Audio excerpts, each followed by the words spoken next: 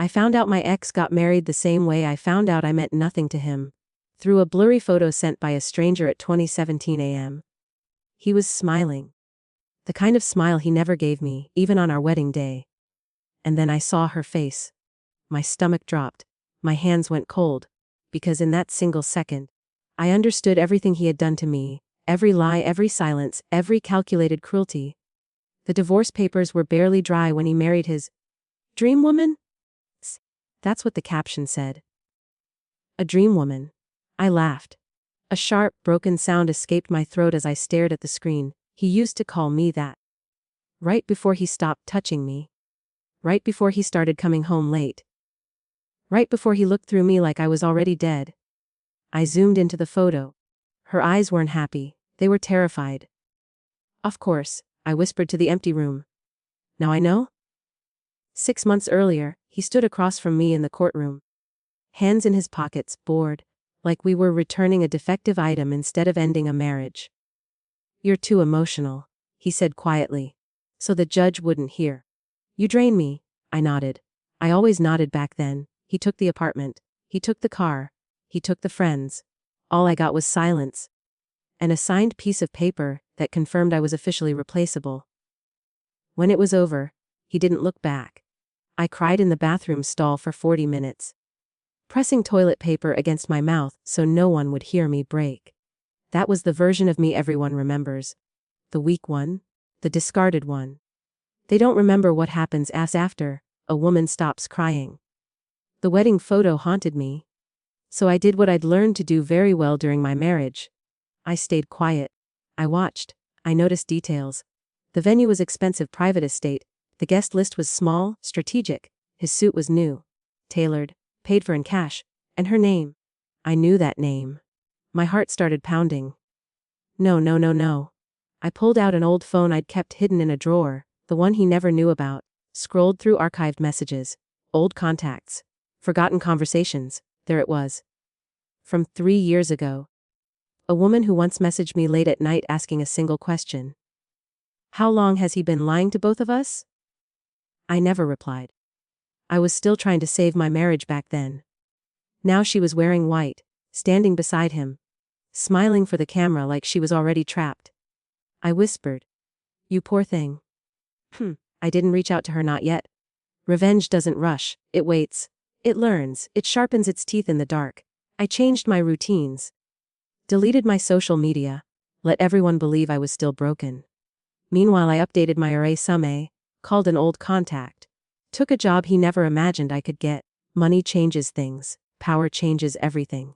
One night weeks later my phone rang. Unknown number. I let it ring 3 times. Then I answered. There was silence on the other end, tight, shallow breathing. It's me, she said. Her voice was shaking. I closed my eyes and smiled for the first time since the divorce. Yes. I replied calmly, I know. She told me everything, the controlling questions, the financial secrets, the sudden mood shifts. The way he compared her to someone emotional, from his past, me. He says you were unstable, she whispered. That you made him suffer? I leaned back in my chair, staring at the ceiling. Did he tell you, I said softly, that I paid off his first debt? That I covered his mother's medical bills? That I built the life he's now living with you? She started crying. And that's when I knew. The revenge wouldn't be loud. It wouldn't be fast. It would be surgical. And he would never see it coming. I told her not to leave him. That shocked her more than anything else. You don't understand, she said, voice cracking. He's not who I thought. I understand perfectly, I replied, calm-controlled. Dangerous, but if you leave now, he wins. He'll rewrite the story. He always does. Silence. Then, soft did I do? I looked at my reflection in the dark laptop screen.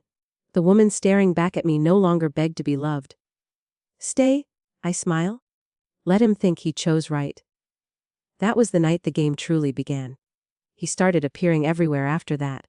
At first, it felt accidental.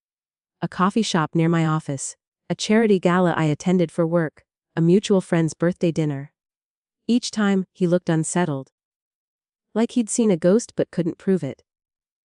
You look good, he said the first time we were alone. eyes scanning me like I was a puzzle he couldn't solve anymore. So do you? I lied, glancing at his ring. Congratulations, he smiled, but it didn't reach his eyes. She's different, he said, defensive. She understands me. I nodded politely. Inside I counted his breaths. He was nervous. Good. At home, his wife, my quiet ally, kept me informed. He was hiding money.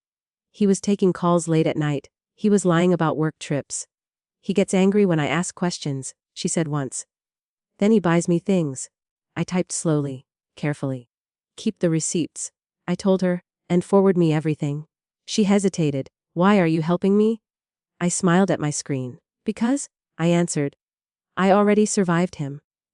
The first crack appeared at a dinner party he hosted to show off his perfect life. White tablecloths. Expensive wine. Lauder too loud to be real. He raised his glass. To second chances, he announced. Everyone clapped. I caught his wife's eye from across the table. She didn't clap. She was pale. Sweating. Her hand shook as she set her glass down. I leaned over and whispered, just loud enough for her to hear. He's lying about the offshore account. Her breath hitched. Across the table he stiffened like some instinct deep in his bones sensed danger. What did you say? He asked sharply. Nothing, I replied sweetly. Just admiring the table settings. The rest of the night he drank too much, talked too fast, laughed too hard. Cracks spreading. Weeks passed. I let him unravel slowly. His wife started asking questions. Polite ones. Curious ones. Where is this money going? Why isn't my name on certain documents? Why did your ex call the bank last year? He snapped at her, then apologized, then snapped again. Just like he did with me. One night, she sent me a voice note. She was crying. Trying not to wake him. He said I should be grateful. She whispered. He said no one else would want me. I closed my eyes. That's his favorite line, I said. And it's the biggest lie he tells. The trap was almost ready. I arranged a meeting through my new job, one he didn't know the full details of yet. A high-level partnership. Serious money. Background checks. He walked into the boardroom confident, smug. Then he saw me sitting at the table. His face drained of color. You, he said. What are you doing here? I smiled professionally. I'm leading the review. He laughed nervously. This is inappropriate. No, I replied calmly. What you did to me was inappropriate. The room went silent. I slid a folder across the table. Inside transactions, hidden assets. Signed statements. Every secret his wife had fed me, documented and verified. He swallowed hard. You won't do this? He whispered. It would ruin me? I leaned forward, voice low. You ruined yourself, I said.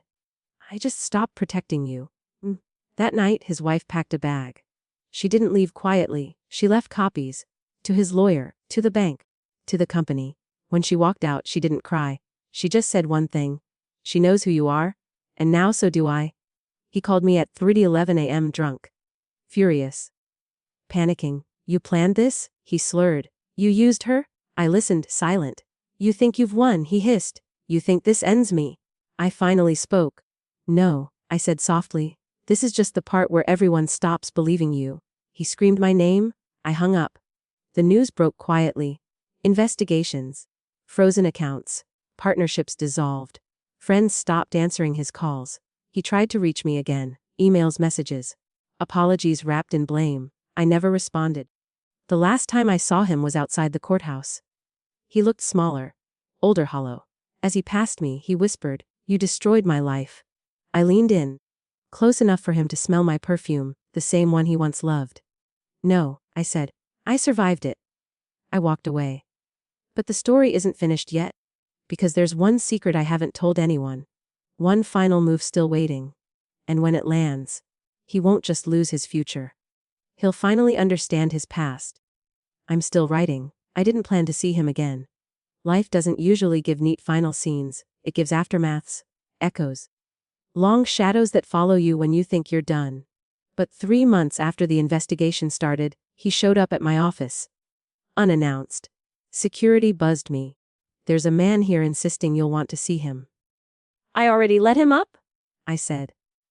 When the elevator doors opened, he stepped out like a stranger wearing my ex-husband's face. His suit hung loose. His eyes were bloodshot. The confidence that once filled every room was gone, replaced by a frantic need to be understood. You look well, he said bitterly. So do consequences, I replied. He laughed, sharp and broken. You always had a talent for drama. I stood, walked around my desk slowly. This isn't drama, I said. This is accounting. He flinched. I loved you, he said suddenly. Desperate. I did. You made everything heavy. I tilted my head, studied him like a specimen. No, I said. I made you honest, and you hated that. Silence stretched between us. Then he leaned forward, voice dropping. What do you want? There it was. The question he'd avoided our entire marriage. You, I said softly, to sit down. Confused, he obeyed. I slid a second folder across the desk. This one was thinner? Cleaner. Deadlier. What's this? He asked. Read it. His hands shook as he opened it. The color drained from his face. No? He whispered. I already did, I said. Years ago? Back when I was still too emotional? I'd co-signed something for him. A favor. A quiet one. He'd promised it was temporary. Harmless. He forgot something crucial. I keep records. The document in front of him wasn't new. It was activated. The kind of clause people don't notice when they're rushing. The kind that wakes up only when someone lies under oath. His voice cracked. If this goes through, you won't be able to work in your field again? I finished. He stood up so fast his chair fell backward. You're enjoying this, he spat. I met his eyes. No, I said, honestly it. He tried to threaten me after that. Tried to intimidate, tried to charm, tried to remind me of who he used to be to me. It didn't work. Power doesn't shout when it finally has the upper hand. It whispers. A week later, his lawyer called mine. Then the calls stopped. Then the rumors started. People talk when they're scared. They talk even more when they're desperate. Stories surfaced. Old colleagues, former partners, patterns. By the time the final review board met, no one defended him. Not even himself. I met his wife one last time at a cafe far from the city. She looked different now. Lighter. Sharper. He still doesn't understand, she said, stirring her coffee. He thinks you did this out of anger? I smiled faintly. He always thought anger was my weakness, I said. He never noticed my patience, she hesitated. What will you do now? I looked out the window. Live? I said. And let him watch from a distance he can never cross. She nodded. Then, quietly, thank you. I shook my head. No, I replied. Thank you for believing me. The day the final decision was made, I didn't attend. I was somewhere else entirely, standing in a small gallery, staring at a photograph on the wall. It was from years ago. A candid shot. A woman smiling at a man who wasn't looking at her. Me back when I still thought love was something you earned by shrinking. I bought the photograph. Hung it in my home. A reminder of who I used to be, and why I'll never be her again. He sent one last message. No apology, no accountability. Just a single line. I stared at the screen for a long time. Then I typed back. Yes. That's why this hurts. I blocked him. But here's the thing about revenge no one talks about. It doesn't end with fireworks. It ends with clarity. And clarity is terrifying. For the person who finally sees what they lost. I hear he moved cities, changed industries. I hear he tells people he was betrayed. Let him. Truth doesn't chase lies. It outlives them. I still haven't told you the last part. The part he never discovered. The part that connects everything, from the moment I saw her face to now. Because the final move isn't loud, it's personal. And when it lands, there will be no audience, no headlines. Just one man alone. Finally understanding that the woman he tried to erase. He wrote the ending. He thought the worst part was already behind him. That was his mistake. Because men like him only understand loss when it becomes as irreversible. The call came on a quiet Sunday morning. Unknown number, different city code. I almost ignored it, almost. Hello, I said. There was breathing on the other end, slow, heavy, familiar in a way that made my spine straighten. He said. Not my name, not an apology. Just that. I closed my eyes. What's happening? I asked calmly. They won't return my calls, he said. No one will. I can't even get an interview. They say my name is complicated. I pictured him in some rented apartment, surrounded by half-packed boxes and trophies from a life that no longer existed. That happens, I said. Reputations echo? Silence. Then softer, almost childlike. I didn't think you'd go this far. I smiled. You still think this is about you? I said. That's why you're losing? After the divorce, after the wedding, after the collapse, he kept telling himself one story. That I was reacting, that I was hurt, that I was emotional. He never imagined I was S-planning. Years ago, during our marriage, I'd started something small. Quiggle? Invisible? A network. I listened when people talked. I remembered when they forgot. I connected dots no one thought mattered. Favors, introductions, referrals. I never asked for anything back, not until now. 2 weeks later, he tried to start over.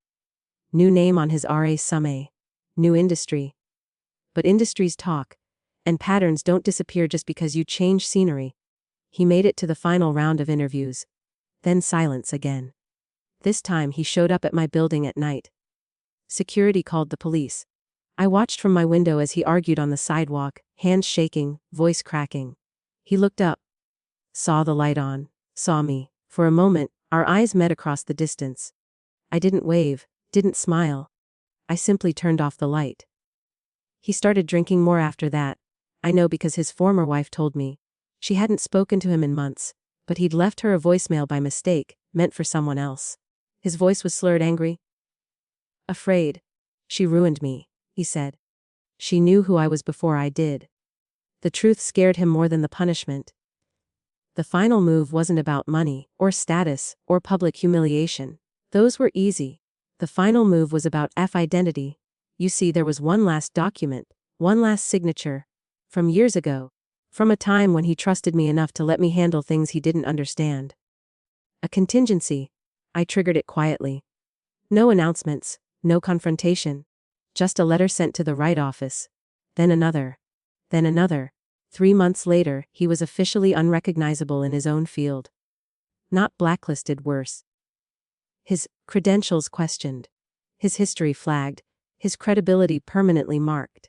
He could explain, he could argue. But doubt is louder than denial. He called me again after that. This time he didn't pretend to be strong. Tell me what you want, he said, please. I let the silence stretch. Then I said, I wanted you to feel what it's like when no one believes you. He swallowed hard. I believed you? He said weakly. No, I replied. You tolerated me? Another pause. Then, why didn't you just leave? I laughed. I did, I said. You just didn't notice until now? The last time I heard about him, he was teaching part-time somewhere. No one cared about his past, only his ability to follow rules. No authority, no admiration, no control, just compliance. Someone sent me a photo. He was standing at the back of a room, watching others speak, listening. Finally quiet. Sometimes, late at night, I think about the woman I was when he left. The one who cried in a bathroom stall. The one who thought love was something you begged for. She didn't disappear. She evolved. And the woman I am now, she doesn't scream, she doesn't chase, she doesn't explain. She just waits. There is still one final moment left to write. One last realization he hasn't had yet. The moment where everything connects for him. The moment where he understands guess why. I knew everything the instant I saw her face. We're not there yet. The truth was hiding in a place he never thought to look. Not in the documents. Not in the money. Not even in the woman he married. It was hiding in Esme's. And the reason I knew everything the moment I saw her face had nothing to do with jealousy. It had to do with Ether's recognition. Years before the divorce, before the distance, before the cold silences, there was a night he came home furious. He didn't yell. He never did. He paced. Opened drawers. Slammed cabinets just loud enough to make his anger feel justified. She accused me of something, he said. She looked at me like she knew. Oh, I asked from the couch, heart already tightening. A coworker, doesn't matter. But it did, because later that night, after he fell asleep, his phone lit up. A message preview.